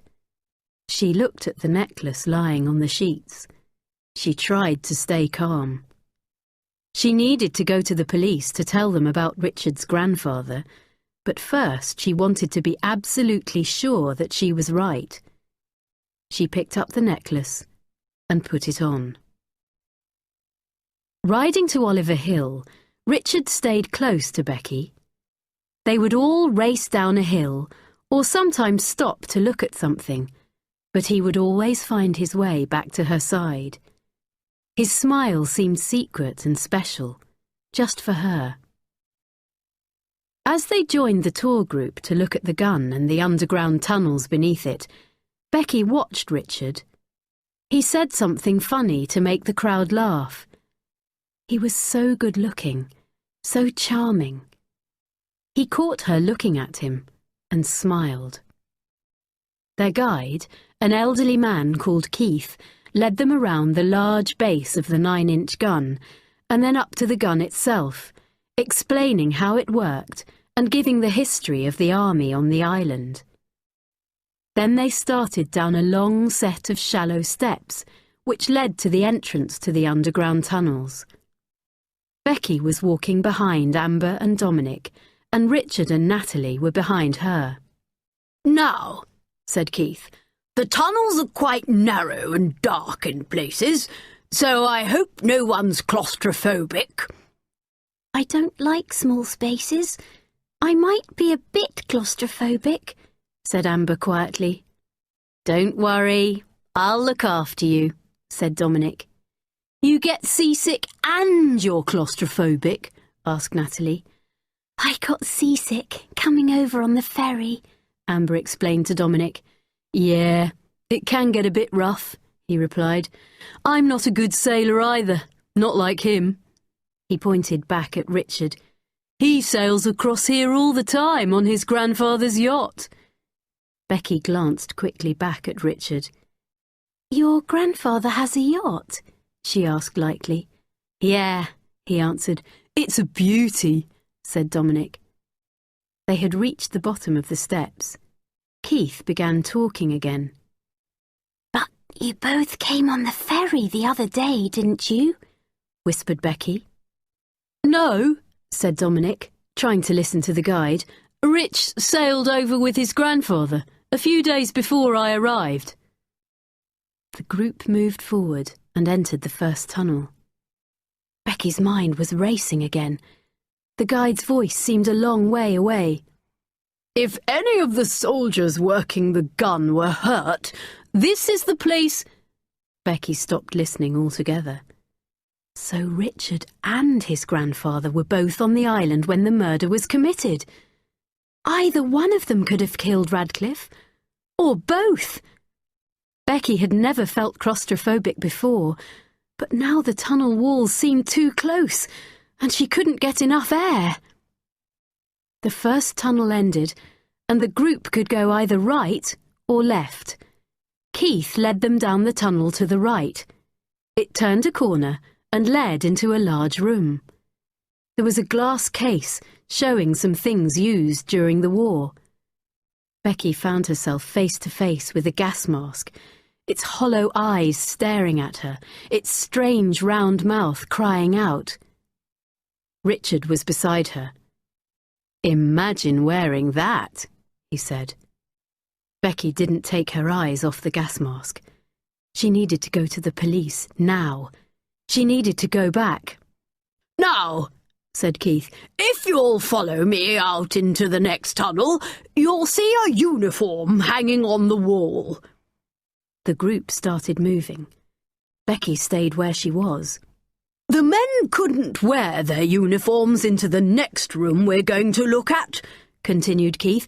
"They had to change into other clothes here. Clothes without buttons or metal of any kind. The smallest spark from the metal could cause an explosion." His voice faded into the distance. Becky was alone. She waited a moment and then walked towards the door. Suddenly, Richard appeared. "What are you doing?" he said. "Nothing," she answered. He smiled, grabbed her hand and dragged her to the other side of the room. He spun her around so that her back was against the wall. He touched her face and moved closer. He smiled. His hand moved down to her neck. Becky wanted to cry out, but she couldn't. She was frozen with fear. He was going to kill her. Suddenly, she pushed his hand down and tried to get away. He grabbed her around the waist and held her. "Come on, Becky, don't go." She broke away and ran out of the room. Is this what happened to Lizzie Keegan all those years ago? Richard called after her. She ran down the tunnel, hoping to find her way back to the entrance. She heard footsteps behind her. She kept running. Then the tunnel started going steeply downhill. This was wrong. This wasn't the way to the entrance. Richard's voice was calling in a sharp whisper somewhere behind her. "Becky! Becky!" She couldn't turn back. She kept going down the tunnel, deeper and deeper into the earth. There were a few lights on the low ceiling, but they weren't bright. She was always running into darkness. The tunnel seemed to go on and on. Then suddenly, she came to a room full of machines. She stopped and looked around, but the only escape was the continuing tunnel on the other side. Richard's footsteps were getting closer and louder. Becky ran. The tunnel went downwards again and then became level. And suddenly, Becky could see a door. Did it lead outside? "Please don't be locked," she prayed. "Please let me out." She threw herself at the door, turned the handle, and burst out into the midday sun. For a moment, she was blinded by the light. Her foot struck something metal, and she fell forward onto the sand. "Are you all right?" asked a man's voice. "Let me help you." Strong arms helped her to her feet. She looked up into the man's face. He was wearing a red and white cap. Richard burst out of the tunnel. "Grandad!" he said.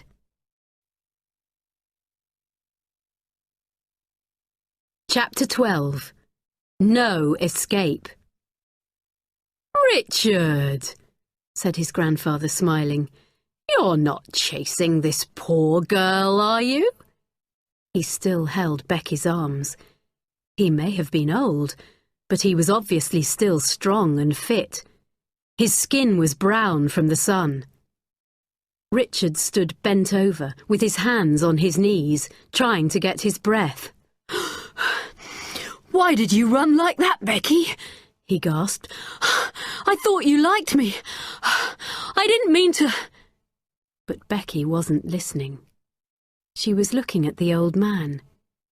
His smile had dropped away, and he was staring at her in horror. Not at her face, but at her neck and the little gold heart on the chain. Instantly, she knew that she was right, that it was he who had killed Lizzie Keegan. "It was you," she breathed.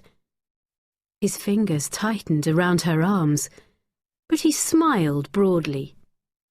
"You'd better introduce us," he said to Richard, not taking his eyes off Becky. "Oh, yeah, sorry," replied Richard. "This is Becky. Becky, this is my grandfather, Charles Scanlon."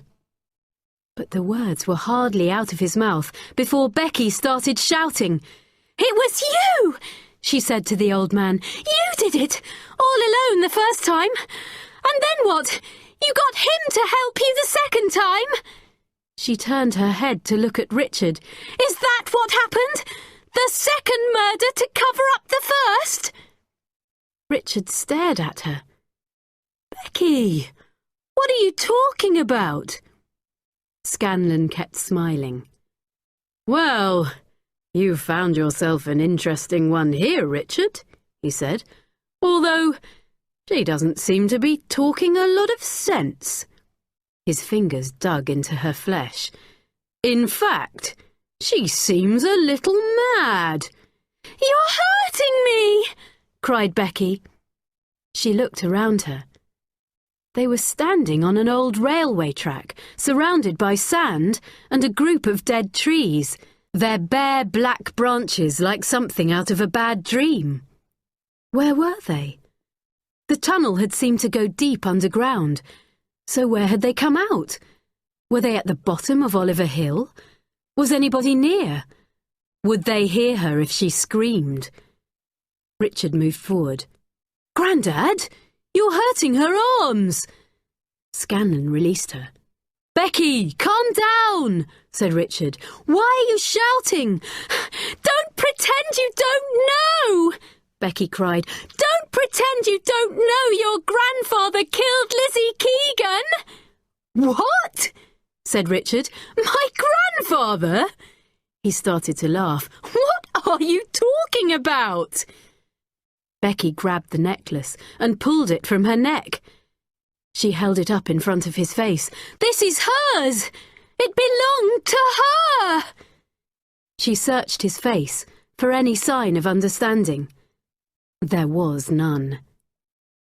"Becky, what are you talking about?" he said. "This is crazy!" Then she knew. "No, I was wrong, Richard," she said. "It wasn't you." She turned and pointed at Scanlon. "It was only him. He did it all." "She is crazy," said Scanlon. "Come on, Richard. Let's get out of here." "Richard, it was him!" Becky cried. "Do you remember the other night, when I told you what those women told me about Lizzie Keegan's death?" She didn't wait for an answer. Well, I didn't say who the chief witness was. Who it was who pointed the finger at Newman. One of the women, Ruth, remembered quite clearly. It was one of the Scanlon boys, she said. She spun around to look at the old man. How old were you, Mr. Scanlon? How old were you in 1961? Again, she didn't wait for an answer. She swung back to Richard. And do you know why Ruth remembered it so well? Lizzie Keegan was her sister. This is ridiculous, exploded Scanlon. I don't know who this friend of yours is, Richard, but I'm not going to stand here and listen to this rubbish any longer. He's the man in the cap, Richard, Becky cried. The man who was following me. Following you? Said Scanlon scornfully. Don't be ridiculous, girl. Why would I be following you? So why are you here? Becky shouted. Why were you waiting outside the door to the tunnel? Oh dear, said Scanlon. He spoke slowly, as if he was talking to an unreasonable child. I was waiting for my old friend Keith, who is a tour guide here. We'd arranged to meet to catch up with each other between tours. For a moment, Becky hesitated. Then she recovered. Maybe that's true, she said, but it doesn't change anything. I've had enough of this, Scanlon said. Come on, Richard, he ordered. But before Richard could move, they all heard voices in the tunnel. The tour was coming to an end. Aren't you going to wait for your friend Keith? Said Becky. I'm sure he'd like to hear all about Lizzie Keegan and John Radcliffe. Becky, stop this, said Richard. For God's sake, girl, said Scanlon. Richard looked at him. There was a look in his grandfather's eyes he had never seen before, a look of fear. Becky didn't stop. Her voice got louder and louder as the tour group, one by one, came slowly out of the tunnel. John Radcliffe was Leslie Newman's son, wasn't he? She shouted. Did he always know that you killed her? Or did he only find out recently? Did he threaten to tell everyone that you murdered Lizzie Keegan? Is that why you killed him? Charles? It was Keith. Everyone was out of the tunnel now, standing in little groups. Amber, Natalie and Dominic stared at Becky. Charles? What's going on here? Scanlon threw his arms up in the air and smiled broadly at Keith. I have no idea. It's ridiculous. I was just standing here waiting for you when this girl came running out of the tunnel shouting and screaming. She seems to think I'm someone else. He tapped his head. She's a bit mixed up. I'm not mixed up, cried Becky. I know exactly what I'm saying. You have to believe me. She went over to Keith. Listen, she said. Did you used to come to Rottnest when you were young? Did you ever hear about a girl called Lizzie Keegan in 1961? The girl who was murdered? Asked Keith slowly. Yes, yes! Do you remember who told the police he saw the lighthouse keeper with Lizzie? Well, said Keith, actually, it was Charles, but... Becky didn't let him finish. She held the necklace up for all to see. The girl was wearing a necklace when she died, but it wasn't there when they found her body. The necklace looked like this. Then she turned and walked towards Richard. Except it didn't just look like this necklace. It was this necklace. She stopped shouting. This necklace was buried in a tin for more than 10 years, and before that it was found in the back of a wardrobe. She pointed at Scanlan. A wardrobe belonging to him. Don't be ridiculous, said Richard. It can't be the same necklace. Ruth Keegan recognised it as soon as she saw it, said Becky. You'd never seen it in the wardrobe before, had you? It was hidden there. Richard looked at Becky, then at his grandfather. Scanlan tried to laugh. I don't believe this. You're not going to listen to this crazy girl, are you? Sorry about this, Keith. I don't know who she is or what she's talking about, but I think it might be best if you take your tour group back up to the top of the tunnels. Richard and I can deal with this. But nobody moved. Except Richard. Very slowly, he took the necklace from Becky and walked towards his grandfather. It's not true, is it? He asked quietly. For God's sake, boy, said Scanlan. I'm your grandfather. She's crazy. She's all mixed up. But I did find the necklace in your old wardrobe. Where did it come from? Scanlan threw up his hands. How should I know? And where were you on Saturday night? Richard continued softly. You said you were going for a drink at the hotel, and later I thought I'd join you. But when I got there, I looked everywhere and couldn't find you. Where did you go? Every pair of eyes in the gathering was on Scanlan. For a walk, he said shortly. There was a pause. For a walk to kill Radcliffe? Asked Richard. His grandfather's eyes narrowed. His voice dropped low. Be careful, boy. Remember your name is Scanlan too. Do you want it dragged through the mud?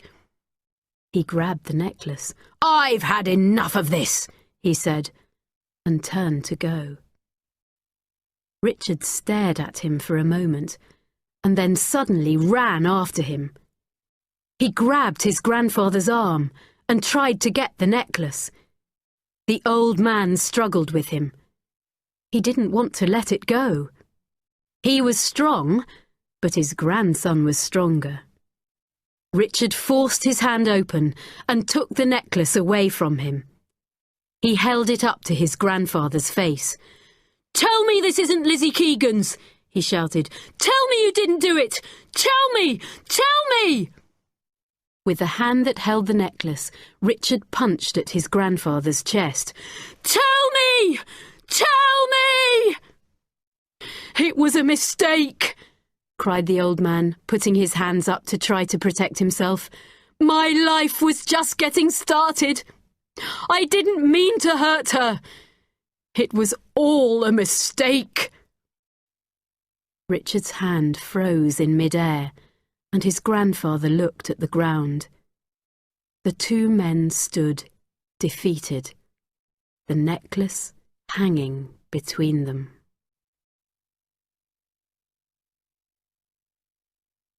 Chapter 13. Wealth and Influence. 3 days later, Becky and Amber sat on the veranda of the cottage, eating a late breakfast. I still can't believe you stood up to Scanlan like that, said Amber, and that you thought Richard was trying to kill you. You must have been so frightened. It all happened so fast, said Becky. She stood up and walked a few steps down the yard to look at the empty cottage next door. They heard Natalie returning. I've got it, she called. She came outside holding the morning newspaper. It's on the front page again, she said, dropping into a chair. And page 4 and page 5. Scanlon's confessed everything. They searched his boat and found Leslie Tavis Newman's diary from the time the girl was killed. Apparently Scanlon took it from Radcliffe before he killed him. Listen to this. Becky moved to sit down as Natalie read from the newspaper. It is clear from the diary that Leslie Newman knew the Keegan family, said Detective Troy Jameson late yesterday afternoon. However, Newman denies having killed the girl. In the diary, Newman also describes his feelings of hopelessness after being accused and says that he feels unable to stand up to a family of wealth and influence like the Scanlons. He is deeply upset by the effect of the scandal on his family. He writes that at the time Charles Scanlon said he had seen him with Lizzie Keegan, Newman had in fact been playing on the beach with his son. He remembers seeing a Keegan girl in the distance, but it wasn't Lizzie. It was her younger sister, Ruth Keegan. Natalie put the paper down. He saw Ruth, said Becky, puzzled. Did she mention that she saw him? Asked Natalie. No, said Becky. She looked at the newspaper. I'd better go and see her. She'll be upset if she's seen this. Becky read a bit more of the newspaper story and then went over the road to see Ruth. She was down on the beach, Shirl told her, not far from the cottages. Becky went to find her. The police wanted to see me yesterday, said Ruth, as Becky sat down next to her on the sand. Have you read the newspaper? Yes, said Becky. Radcliffe was his mother's maiden name, said Ruth, looking out at the sea. Becky nodded. I suppose she changed her name because of the scandal and the horror of it all. Becky looked at her. Are you all right, Ruth? Ruth didn't answer the question. She never really recovered, she said, and she never told John Radcliffe about his father's diary.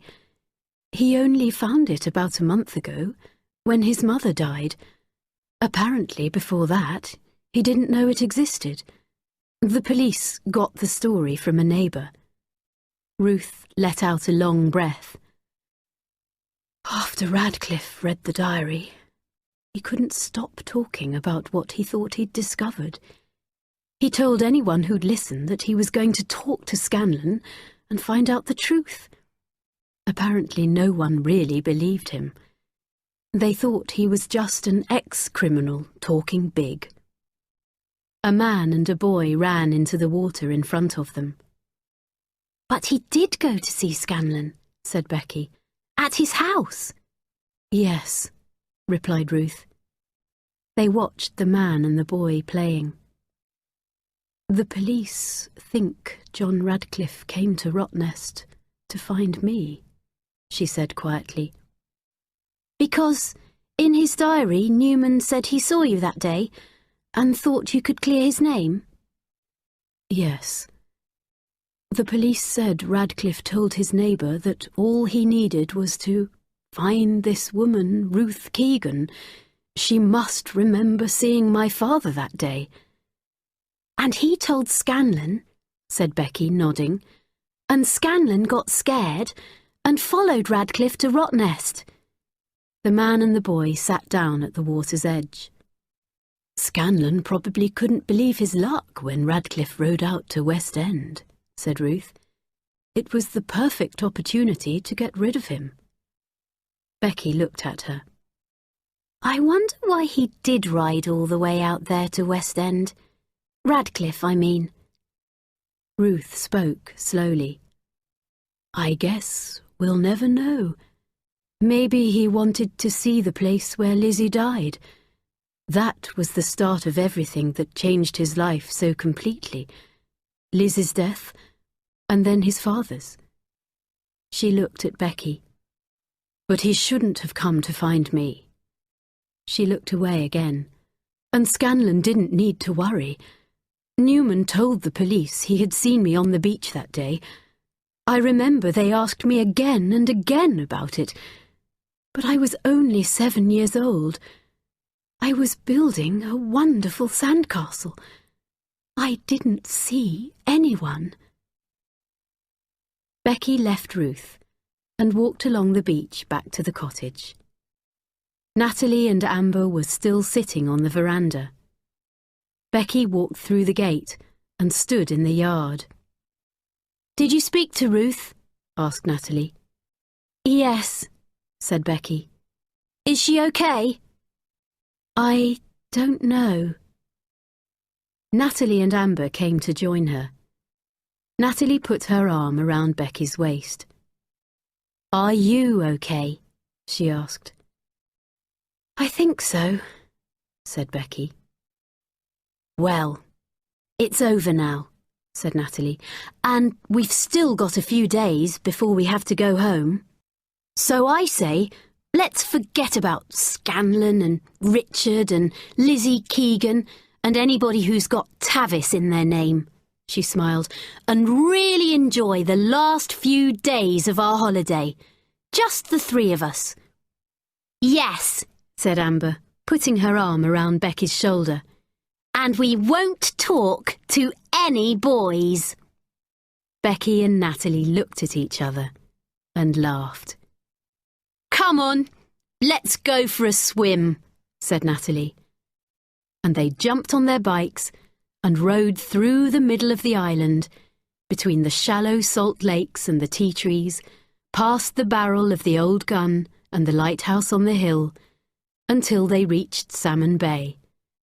And they spread their towels on the white sand and ran into the cool, clear, green water.